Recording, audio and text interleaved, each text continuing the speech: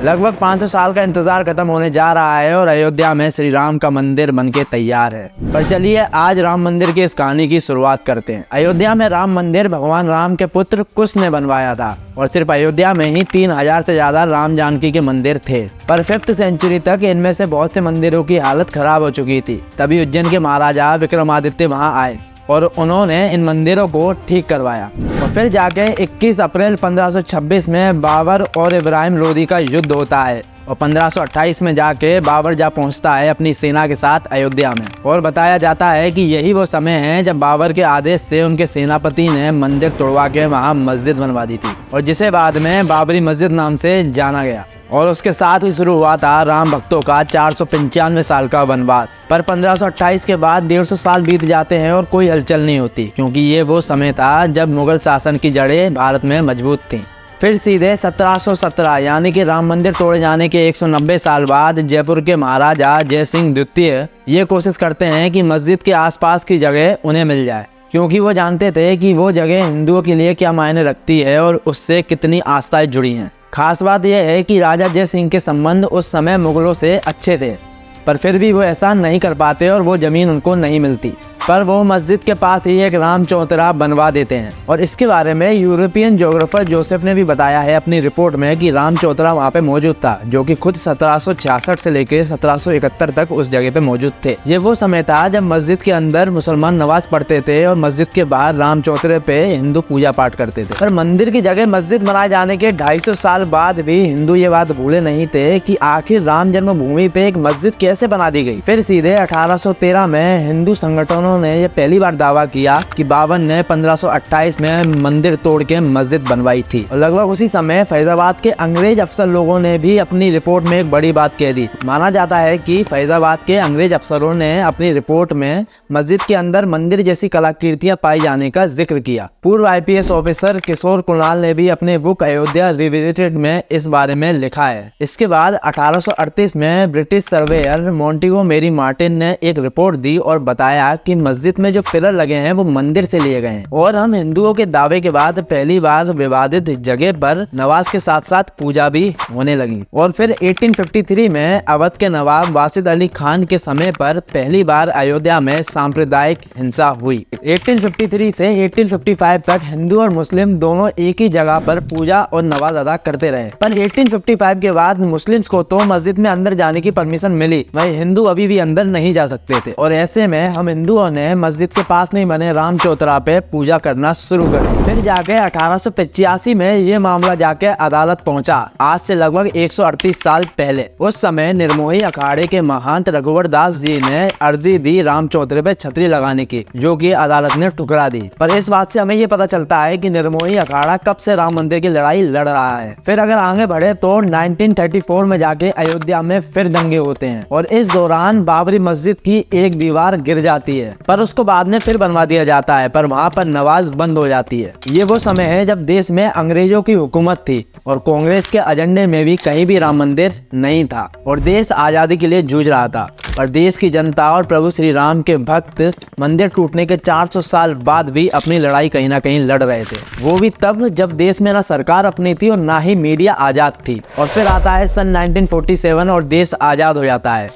उस वक्त मस्जिद सिर्फ शुक्रवार को खुलती थी और राम चौतरा पे राम भगवान की एक मूर्ति थी, यहाँ पे हिंदू पूजा करते थे। देश आजाद होते ही सबको लगता है कि अब तो मंदिर बन ही जाएगा, पर उस समय के किसी भी बड़े नेता की बातों से ये नहीं लगा कि वो राम मंदिर के बारे में सोच रहे हैं। फिर 23 दिसंबर 1949 की सुबह अचानक से विवादित ढांचे के अंदर से घंटियों की आवाज आने लगती है। पता चलता है कि वहाँ प्रभु श्री राम की पूजा हो रही है और हिंदू पक्ष का कहना था कि रात को अचानक से वहाँ प्रभु श्री राम की मूर्ति प्रकट हो गई और वहीं मुस्लिम पक्ष का कहना था कि मूर्ति को रात के अंधेरे में जबरन रखा गया है। इस घटना की जानकारी लगते ही दोनों साइड के लोग भारी मात्रा में वहां पहुंच जाते हैं और ये मामला इतना बड़ा हो जाता है कि उस समय के PM नेहरू जी तक ये बात पहुंच जाती है और वो वहां के डिस्ट्रिक्ट मजिस्ट्रेट के नायर तक अपनी बात पहुंचाते हैं और कहते हैं कि वहां से मूर्ति हटा के वहां की स्थिति पहले जैसी की जाए। पर के नायर हाथ खड़े करते हुए बोलते हैं कि यहाँ इतनी भीड़ है कि अगर मूर्ति को हटाया तो ये भीड़ बेकाबू हो जाएगी। फिर 27 दिसंबर को को एक और चिट्ठी आती है के नायर पे नेहरू जी की, और उसमें सेम बात लिखी होती है। और इस बार के नायर अपना इस्तीफा दे देते हैं और साथ में एक सलाह देते हैं कि मूर्ति हटाने की जगह वहाँ पे एक जाली नुमा गेट लगा दिया जाए। और ये बात नेहरू जी को अच्छी लगती है और वो ऐसा ही करने को कहते हैं। इसी के साथ उनका इस्तीफा भी एक्सेप्ट नहीं करते। इसके बाद 1950 में हिंदू महासभा के वकील गोपाल सिंह जी ने फैजाबाद जिला अदालत में एक अर्जी दाखिल करी और मांग करी रामलला की मूर्ति की पूजा करने के अधिकार की। पर फिर ये केस अदालत में 35 साल तक यूं ही चलता रहा। और वहीं दूसरी तरफ 1980 में बीजेपी के सामने आने के बाद राम मंदिर आंदोलन में चीजें बदलने लगती हैं। और ये वो समय है जब संघ, विश्व हिंदू परिषद और बीजेपी अपने अपने तरीके से राम मंदिर की लड़ाई को और तेज करते हैं। 1984 में ये लोग सीतामढ़ी से अयोध्या की एक रथ यात्रा को प्लान करते हैं, पर उसी दौरान इंदिरा गांधी जी की हत्या होने के बाद ये लोग इस वाले प्लान को टाल देते हैं। और फिर आता है सन 1986 और कुछ ऐसा होता है जो इस पूरी कहानी की दिशा ही बदल देता है। उस समय के प्रधानमंत्री राजीव गांधी बाबरी मस्जिद का ताला खुलवा के वहाँ पे पूजा अर्चना शुरू करवा देते हैं। अब वो ऐसा क्यों करवाते हैं ये एक अलग टॉपिक है, एक अलग कहानी है, इस पे हम कभी और चर्चा करेंगे। फिर उसके बाद 6 फरवरी 1986 में मुस्लिम लीडर्स मिलके बाबरी मस्जिद एक्शन कमेटी बना देते हैं। कहानी को अगर आगे बढ़ाएं तो 1990 में लाल कृष्ण आडवाणी एक रथ यात्रा निकालते हैं सोमनाथ से लेके अयोध्या तक 10,000 किलोमीटर की।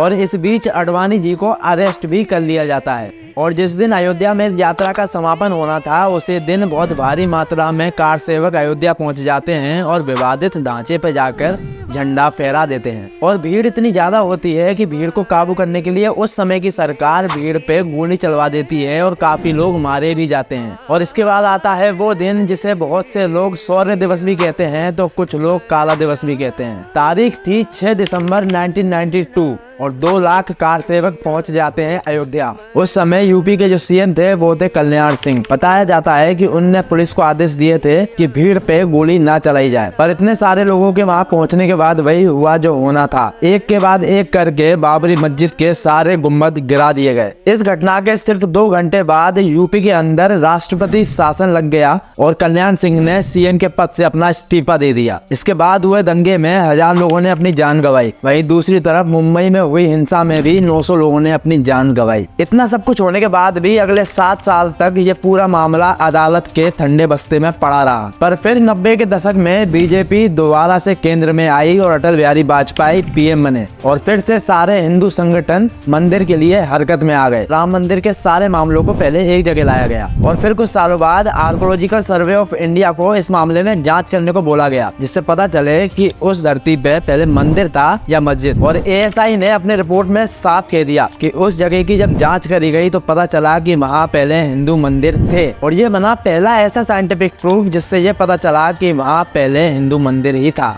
और इसी रिपोर्ट को नजर में रखते हुए अदालत ने विवादित जमीन को राम जन्मभूमि और निर्मोही अखाड़ा और सुन्नी वक्फ बोर्ड में बराबर बांट दिया। पर तीनों में से एक भी पक्ष इस फैसले से सहमत नहीं हुआ और 2011 में जाके ये मामला सुप्रीम कोर्ट पे पहुंच गया। सुप्रीम कोर्ट में भी 7 साल तक इस मामले पे कुछ खास सुनवाई नहीं हुई। एक मीडिएशन पैनल बनाकर आपसी रजामंदी से किसी डिसीजन पे पहुंचने की कोशिश की जाती है, पर उससे भी कुछ नहीं होता। फिर सुप्रीम कोर्ट जाके इस मामले के सारे दस्तावेजों का अंग्रेजी में ट्रांसलेशन मांगती है। फिर अगस्त 2019 में इस मामले से जुड़े सारे पक्षों की सुनवाई हो जाती है और नवंबर 2019 को उसी साल सुप्रीम कोर्ट अपना फैसला सुना देती है कि वो जमीन राम जन्मभूमि ट्रस्ट को दे दी जाए। फिर 5 फरवरी 2020 को मंदिर निर्माण का काम चालू होता है और खत्म होता है इंतजार राम भक्तों का, क्योंकि कल 22 जनवरी 2024 को हमारे श्री राम आ रहे हैं।